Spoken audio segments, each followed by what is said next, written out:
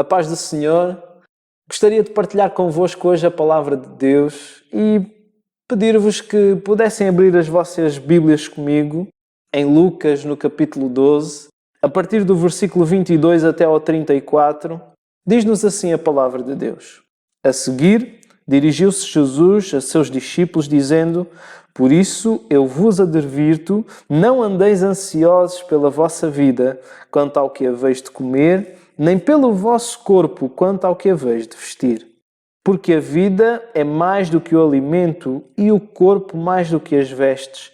Observai os corvos, os quais não semeiam nem ceifam, não têm despensa nem celeiros, todavia Deus os sustenta.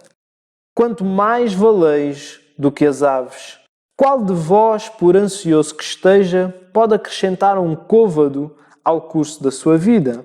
Se, portanto, nada podeis fazer quanto às coisas mínimas, porque andais ansiosos pelas outras. Observai os lírios. Eles não fiam, nem tecem.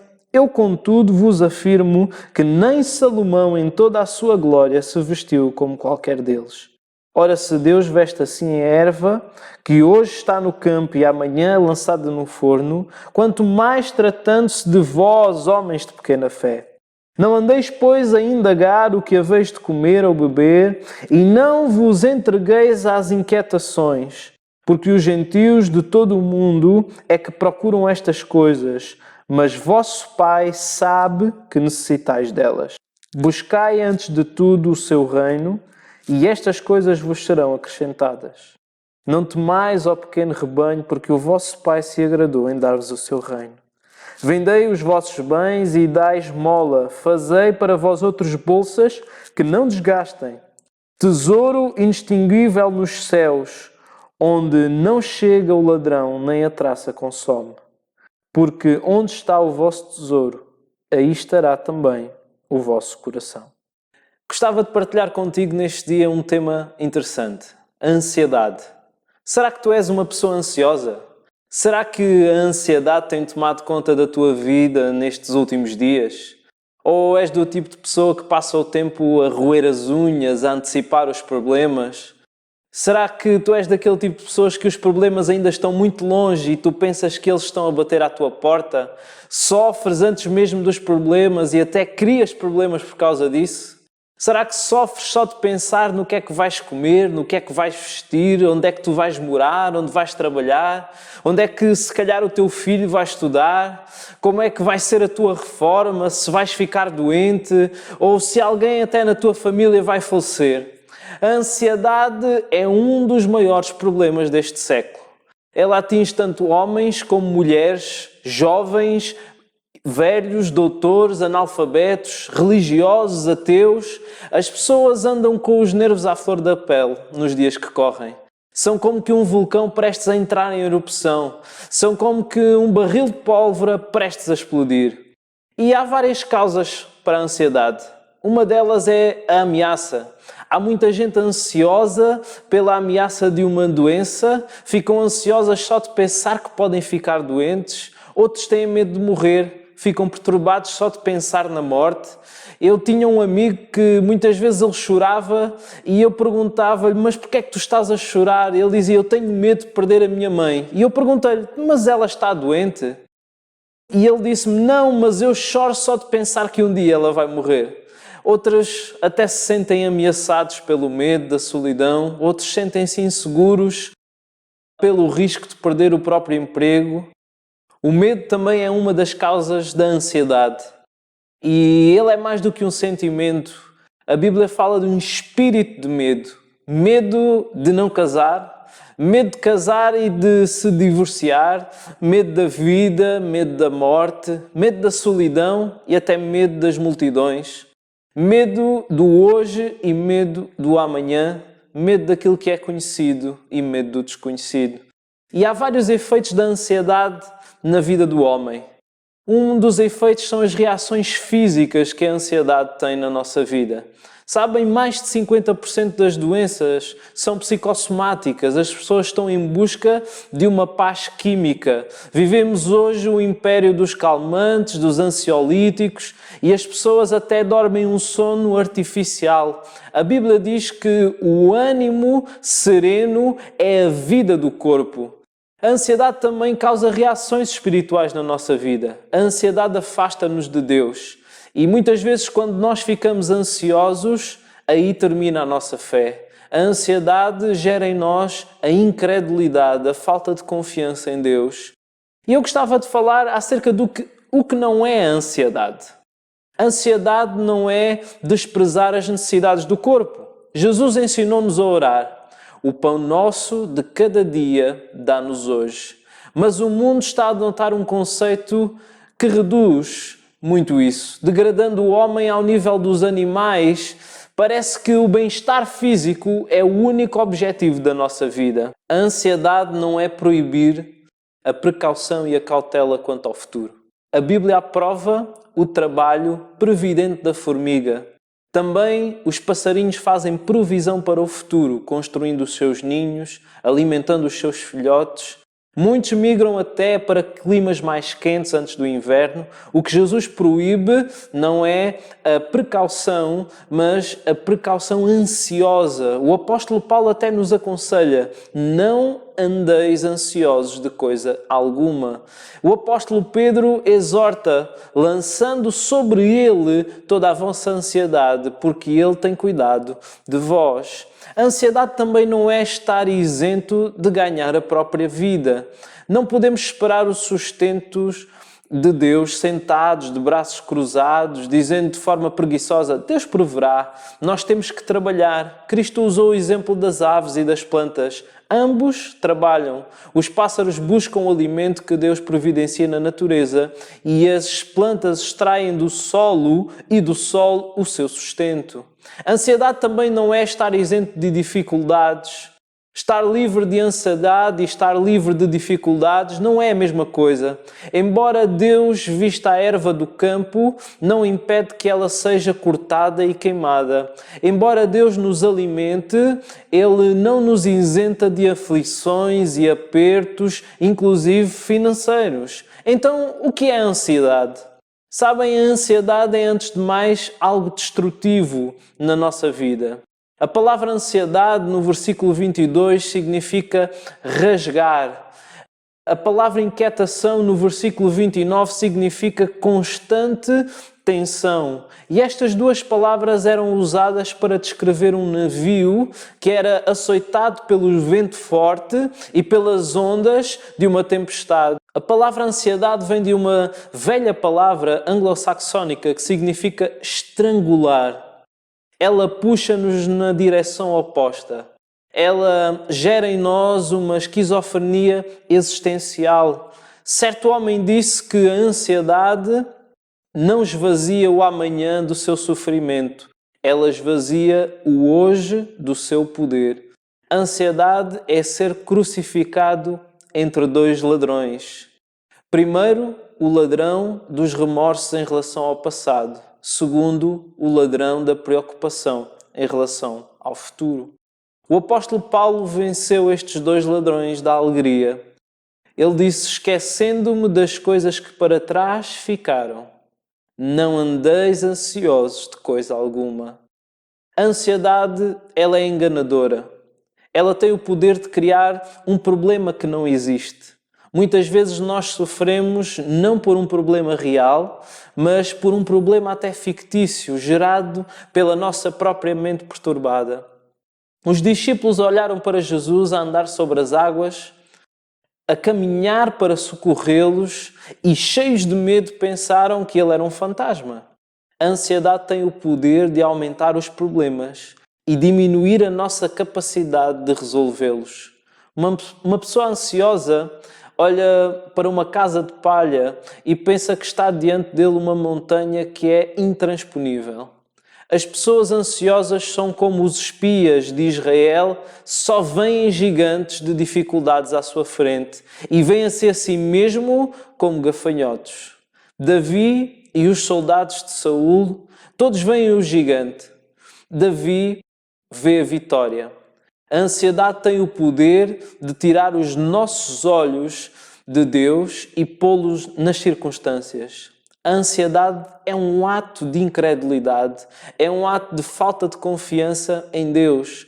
E onde começa a ansiedade, termina a nossa fé. A ansiedade tem o poder de tirar os nossos olhos daquilo que é eterno e pô-los apenas nas coisas que são temporais.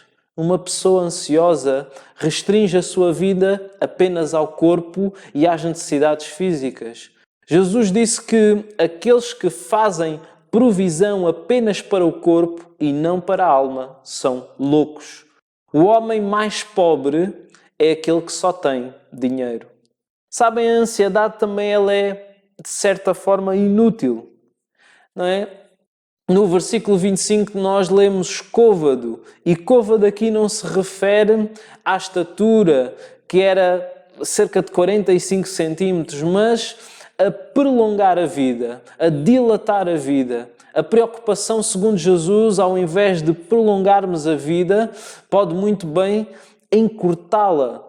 A ansiedade mata pouco a pouco, rouba-nos as nossas forças, mata os nossos sonhos, mina a nossa saúde, enfraquece a nossa fé, tira a nossa confiança em Deus e empurra-nos para uma vida menos do que cristã. Os hospitais e as sepulturas, sabem, estão cheios de pessoas ansiosas, porque a ansiedade mata. O sentido da palavra ansiedade é estrangular, é puxar em direções opostas. E quando estamos ansiosos, nós teimamos em segurar as rédeas da nossa vida e tirá-las das mãos de Deus. A ansiedade leva-nos a perder a alegria do hoje por causa do medo do amanhã. E as pessoas preocupam-se com exames, com empregos, com casas, com saúde, com namoro, com empreendimentos, com dinheiro, com casamento, investimentos, mas os temores e as preocupações muitas vezes jamais acontecerão. A ansiedade ela é incompatível com o bom senso, é uma perda de tempo. Nós precisamos viver um dia de cada vez, devemos planear o futuro, mas não vivermos ansiosos por causa dele. Preocuparmos-nos com o amanhã não nos ajuda nem amanhã, nem hoje. Se alguma coisa nos rouba as forças hoje, significa que vamos estar mais fracos amanhã. Significa que vamos sofrer desnecessariamente se o problema não vier a acontecer e vamos sofrer duplamente se ele chegar. A ansiedade ela é cega. A ansiedade é uma falsa visão da vida, de si mesmo e de Deus. A ansiedade leva-nos a crer que a vida é só feita daquilo que comemos, vestimos. Nós ficamos tão preocupados com os meios que nos esquecemos do fim da vida, que é glorificarmos a Deus. A ansiedade não nos deixa ver a obra da providência de Deus na criação. Deus alimenta as aves do céu, os corvos não semeiam, não colhem, nem têm dispensa, mas eles têm a sua provisão. Não têm celeiro, mas têm provisão para um ano. Vejamos alguns dos argumentos de Jesus contra a ansiedade, do maior para o menor. Se Deus nos deu um corpo com vida, e se o nosso corpo é mais do que o alimento e as vestes, Ele dar-nos alimentos e vestes. Deus ele é responsável pela nossa vida e pelo nosso corpo. Se Deus cuida do maior, o nosso corpo, não podemos confiar nele para cuidar do menor, que é o nosso alimento e as nossas vestes? Do menor para o maior, as aves e as flores como exemplo, o mais frágil pardal transforma-se em teólogo e pregador para o mais sábio dos homens, dizendo: eu prefiro estar na cozinha do Senhor. Ele fez todas as coisas, Ele sabe das minhas necessidades e Ele sustenta-me. Os lírios vestem-se com a maior glória que Salomão. Nós valemos mais do que as aves e os lírios. Se Deus alimenta as aves e veste os lírios do campo, não cuidará Ele dos seus filhos? Sabem, o problema não é o pequeno poder de Deus, o problema é a nossa pequena fé. A ansiedade, ela também é incrédula. A ansiedade torna-nos menos do que cristãos, crentes em Cristo. Ela é incompatível realmente com a fé cristã. ela assemelha-nos aos pagãos. A ansiedade não é cristã porque ela gera incredulidade em nós. Quando ficamos ansiosos no que diz respeito ao que comer, ao que vestir e a coisas semelhantes a estas, nós estamos a viver num nível inferior ao dos animais e das plantas. Toda a natureza depende de Deus e Deus jamais falha. Somente os homens, quando julgam depender do dinheiro, preocupam-se e o dinheiro sempre falha. Como podemos encorajar as pessoas a pôr a sua confiança em Deus com respeito ao céu, se nós não confiamos em Deus nem em relação às coisas da terra? Sabem, um crente ansioso é uma contradição. A ansiedade é o oposto da fé. É uma incoerência pregar fé e viver a ansiedade. A ansiedade leva-nos a perder o testemunho cristão. Sabem, Jesus estava a dizer que a ansiedade é uma característica dos gentios, dos pagãos, daqueles que não conhecem a Deus. Mas o Filho de Deus tem convicção do amor de Deus e do cuidado de Deus. Então, como vencer a ansiedade?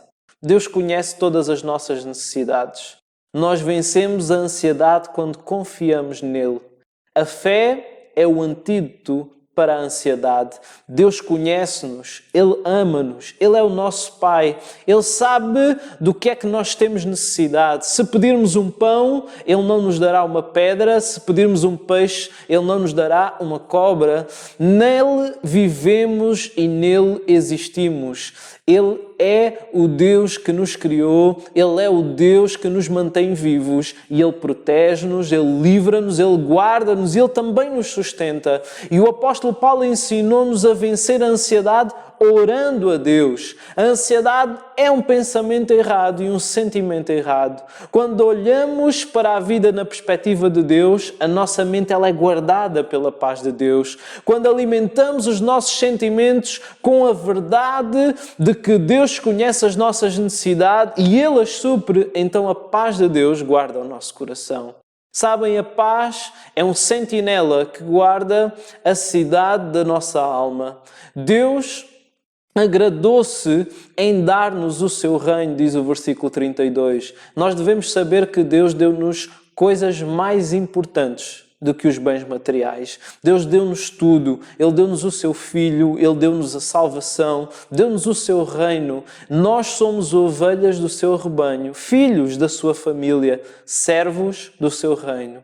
E se Ele já nos deu o maior, não nos dará também o menor? Aquele que não poupou o seu próprio Filho, porventura não nos dará graciosamente com Ele todas as coisas? Deus amou-nos com amor eterno. Ele enviou o seu Filho, o seu único Filho. Ele provou o seu amor por nós quando enviou Jesus Cristo para morrer em nosso lugar, para nos dar o seu reino. Quando cuidamos das coisas de Deus, Ele cuida das nossas necessidades. Aqui temos uma ordem e uma promessa no versículo 31. A ordem é buscar o reino de Deus, a vontade de Deus, o reinado de Deus nos nossos corações em primeiro lugar. Deus e não nós deve ocupar o topo das nossas agendas. Os interesses de Deus e não os nossos devem ocupar a mente e o nosso coração. Somos desafiados a buscar o governo e o domínio de Jesus Cristo em todas as áreas da nossa vida. No casamento, no lar, na família, na vida profissional, até no nosso lazer. A promessa é que quando cuidamos das coisas de Deus, Ele cuida das nossas necessidades. Todas estas coisas vos serão acrescentadas. Ele faz horas extra em favor dos seus filhos. Ele trabalha em favor daqueles que confiam nele. Então nós devemos mudar o rumo dos nossos investimentos. O nosso problema não é buscarmos prazer, mas o contentamento com um prazer muito pequeno. Deus deve ser o nosso maior prazer e nada menos do que Deus e o seu reino deve ocupar a nossa mente e o nosso coração. O nosso problema não é fazermos investimentos, mas fazermos investimentos errados. Somos desafiados a buscar uma riqueza que não perece nem desaparece de um momento para o outro. O ajuntar tesouros não na terra. A colocarmos o nosso dinheiro, os nossos bens e a nossa vida ao serviço de Deus e do seu reino, em vez de vivermos ansiosos, ajuntando tesouros para nós mesmos. Sabem, no reino de Deus nós temos o que damos e perdemos aquilo que retemos. No reino de Deus há ricos, pobres e pobres ricos. A grande questão é, onde é que está o nosso tesouro? Se ele estiver nas coisas, então iremos fazer um investimento errado e viveremos ansiosos. Mas se o nosso tesouro estiver no céu, no reino de Deus, então buscaremos esse reino em primeiro lugar e viveremos livres de ansiedade para nos alegrarmos em Deus e termos prazer nele para sempre. Que Deus ricamente te abençoe.